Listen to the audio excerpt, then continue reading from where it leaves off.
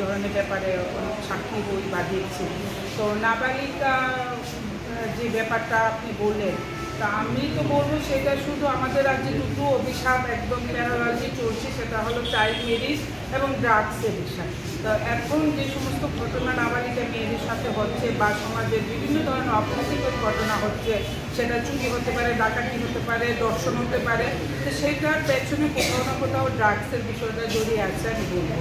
তো আমরা যে বিষয়টা দেখছি, আমাদের রাজ্যের মাননীয় মুখ্যমন্ত্রী বারবার, গতকালও দেখলাম উনি বাইট করছেন যে যেন তেন প্রকারে হোক কাউকে ছাড়া হবে না সেই ধরনের ড্রাগস ব্যবসায়ীদের সঙ্গে যারা যুক্ত।